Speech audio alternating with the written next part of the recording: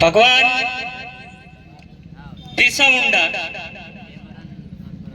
किसी भी व्यक्ति को नाम से पुकारा जाता है, लेकिन एक ऐसे शख्स को भगवान की उपाधि देना, क्रांति सूर्य की उपाधि देना, धरती आबा बोलना, तो ऐसे व्यक्ति में क्या खासियत है, इन्होंने क्या किया है, वो काम करने पे उसके बाद में ये चीजें मिलती है। तो भगवान बिरसा मुंडा ने ये बोला था कि भारत ही आदिवासी है और आदिवासी ही भारत है। आदिवासी को बचाना यानी भारत को बचाना। लेकिन जो विचारधारा है, जो भगवान बिरसा मुंडा ने विचारों का निर्माण किया है, सिद्धांतों का निर्माण किया है, उस सिद्धांत और विचारधारा के खिलाफ में एक अलग विचारधारा खड़ी इस देश में काम कर रही है और उस विचारधारा से लड़ना है तो ऐसी समांतर विचारधारा और व्यवस्था का निर्माण अपने को करना पड़ेगा।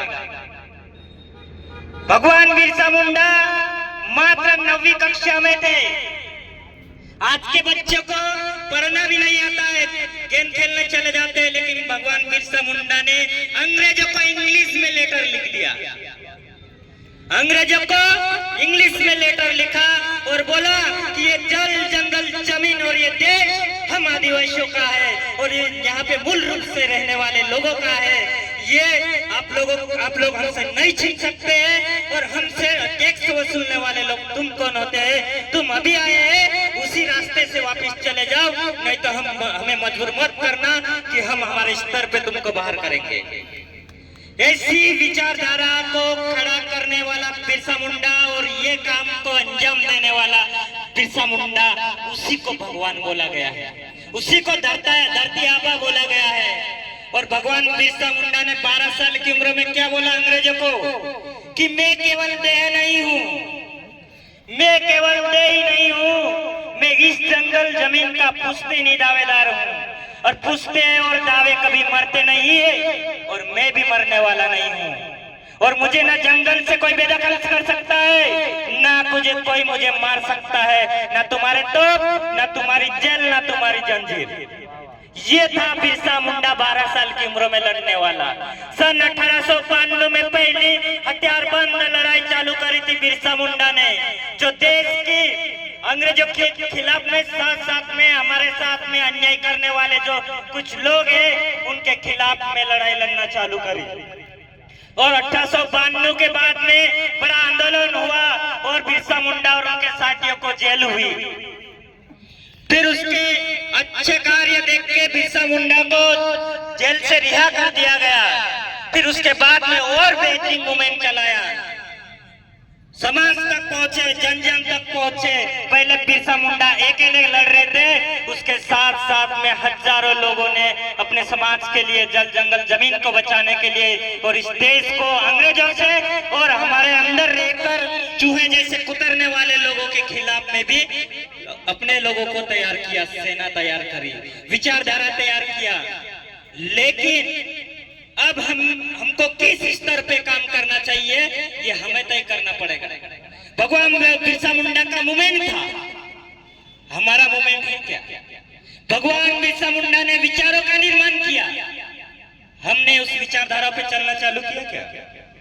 तो ऐसी बहुत सारी ऐसी चर्चाएं हैं, बातें हैं, हम सबको मिलके यहाँ पे करना पड़ेगी। उनके उद्देश्य और सिद्धांतों को ही अगर अपना लिए तो हम समाज के जल जंगल जमीन की लड़ाई के लिए तत्पर हो जाएंगे।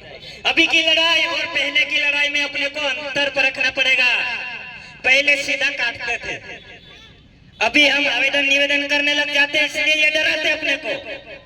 लेकिन जब ऐसी परिस्थितियां बनी हुई थी, अभी दादा बता रहे थे कि बहुत बड़ा अकाल पड़ा था, एक महिला मर गई थी, उसको गाड़ दिया था, वहां से कंगन निकाले थे बिरसा मुंडा और बहुत सारे लोगों को खाना खिलाए थे।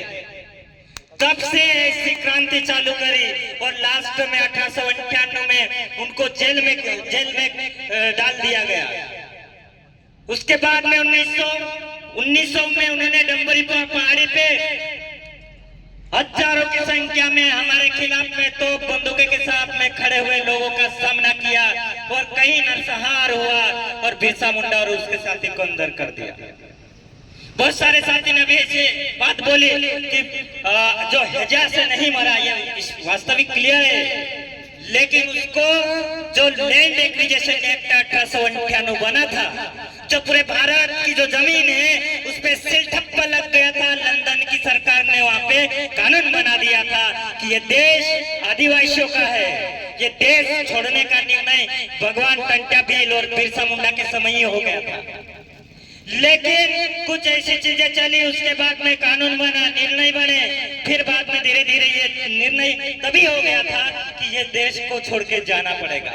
और साथ में बिरसा मुंडा ने ये भी बोला था कि जो बाहर से आए हुए लोग हैं, जो भारत में रह रहे और अभी भी रह रहे और हमेशा समाज को लड़ाने का काम कर रहे हैं, उनको भी यहाँ से जाना पड़ेगा। तो ऐसे डील हुई अंग्रेजों से और अंग्रेजों ने बिरसा मुंडा की बातें मानी और कानून बना 1898 में लैंड एक्विजिशन एक्ट, जिसको भूमि संपादन अधिनियम बोलते हैं। आदिवासी की जमीन गैर आदिवासी तो क्या सरकार भी नहीं ले सकती, ऐसा कानून उन्होंने बना दिया था। वो कानून आज भी लागू है, जिसको 5वीं अनुसूची 6ठी अनुसूची के रूप में आज देखते हैं हम लोग।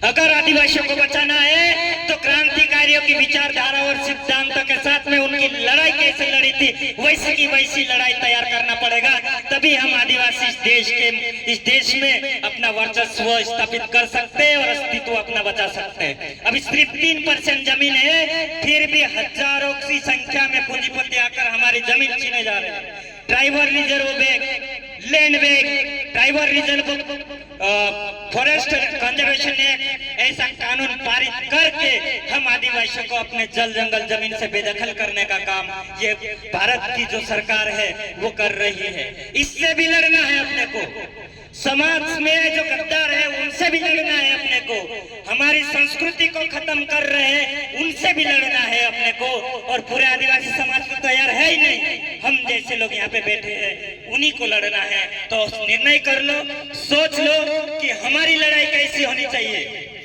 संगठन की लड़ाई होनी चाहिए क्या? किसी गमछे की लड़ाई होनी चाहिए क्या? किसी झंडे की लड़ाई होनी चाहिए क्या? भाई समाज ही झंडा पहना रहा है, सामाजिक नीला गमछा पहन रहा है, नीला गमछा पहन रहा है, लाल गमछा पहन रहा है, सफेद गमछा पहन रहा है, लेकिन वो कौन है? आदिवासी। तो आदिवासी अगर सब कुछ है तो लड़ाई भी हमारी वही है, तो एक मंच पे आकर अपनी लड़ाई को अंजाम देना पड़ेगा, तब जाके हम इस देश में आदिवासियों को बचा सकते हैं, अन्यथा लड़ाई भूल जाओ। इसलिए हमारा एक मूवमेंट होना चाहिए और उस मूवमेंट पे काम करना चाहिए। इसलिए मिशन मध्य भारत आदिवासी बचाओ आंदोलन बिरसा ब्रिगेड इस पे काम कर रहा है। सतत समाज में जाके समाज को जागरूक करने का काम किया जा रहा है और समाज के लिए लड़ने मरने के लिए सैनिक तैयार किया जा रहा है। और ये छोटी बात नहीं है, हम सभी को करना पड़ेगा, तभी बिरसा मुंडा की सिद्धांत पूरे हो पाएंगे। अगर ये चीजें नहीं करेंगे तो भगवान बिरसा मुंडा के सिद्धांत को अपन पूरा नहीं कर पाएंगे। मैं ज्यादा बात नहीं करूंगा, कार्यक्रम का समय हो गया है। लास्ट में मैं 2 शब्द कहकर अपनी वाणी को यही विराम दूंगा। अगर जिंदा है तो मौत से क्या डरना, अगर जिंदा है तो मौत से क्या डरना, अगर जंग अगर लाजिम है तो लश्करे नहीं देखा जाते हैं, लश्करे नहीं देखा जाते हैं। जय बिरसा, जय आदिवासी।